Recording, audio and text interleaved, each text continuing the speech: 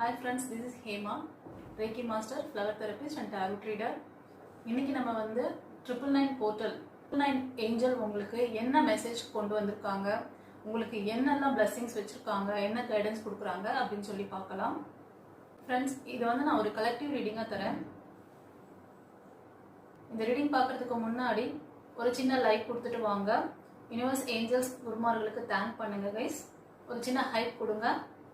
வாங்க இப்போ நம்ம ரீடிங்குள்ளே போகலாம்.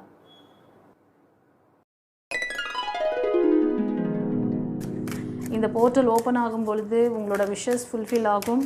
இந்த அற்புதமான டேவை மிஸ் பண்ணாதீங்க செல்லங்களே. இந்த வீடியோட எண்டில் அதுக்கான டிப்ஸ் ஒன்று சொல்லித்தரேன், அது வந்து நோட் பண்ணிக்கோங்க. உங்களோட மூன் பவர் எனர்ஜி ரொம்ப வீக்காக இருக்குது. மோஸ்ட் ஆஃப் நீங்கள் இதை பார்க்குறவங்க இப்போ இந்த டிசிஷன் மேக்கிங்கில் லேகிங்கில் இருக்கிறவங்க எப்படி இருப்பீங்கன்னா, கடகம், விருச்சிகம், மீனம், மிதுனம், துலாம், கும்பம் இந்த ராசியில் லக்னம் உங்களுக்கு அதிகமாக இருக்குது.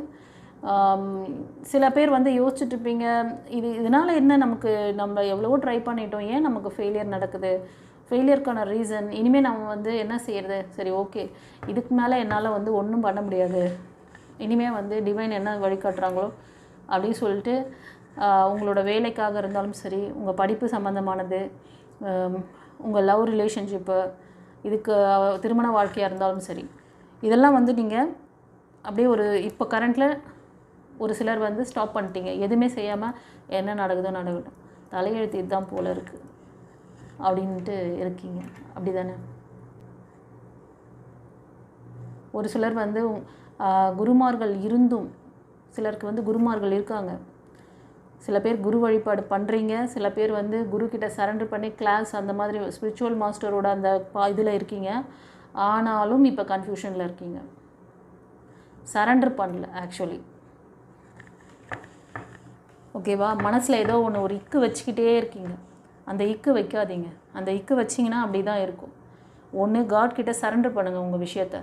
அதுதான் சொல்கிறார். இவர் வந்திருக்காருனாலே இந்த டிசிஷன் மேக்கிங்கும் சரி, இவ்வளோ நாள் நடந்த ஃபெயிலியர்ஸும் சரி, ஏன் உங்களோட ஜாப் கேரியர், உங்களோட லவ் லைஃப் இதெல்லாம் வந்து பாதிக்கப்படுது, திருமண வாழ்க்கை, ஒரு சிலருக்கு திருமண வாழ்க்கை கூட இருக்குது, ஏன் பாதிக்கப்படுதுன்னா இவங்களோட ஹையர் செல்ஃபோட அந்த வழிகாட்டுதலை நீங்கள் பண்ணிங்கன்னா சரியாகும்.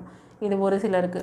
ஒரு சிலர் வந்து உங்களோட பேரண்ட்ஸ் இல்லைனா உங்களோட ஒரு டெசிஷன் எடுக்கணும், ஒரு ஜாப் பற்றி ஒரு விளக்கம் வேணும்னா அதுக்கு அதை பற்றி நல்லா தெரிஞ்சவங்க, அதில் ஒரு PhD அந்த மாதிரி பண்ணிவிட்டு ரொம்ப பெரிய ஆளாக இருக்காங்க அப்படின்னா, உங்களை ப்ரொஃபஸர் அந்த மாதிரி இருந்தாங்கன்னா அவங்கக்கிட்ட ஒரு கன்க்ளூஷன் பண்ணி நீங்கள் எடுக்க வேண்டிய அந்த சப்ஜெக்டை பற்றி பேசலாம். அது இல்லைன்னா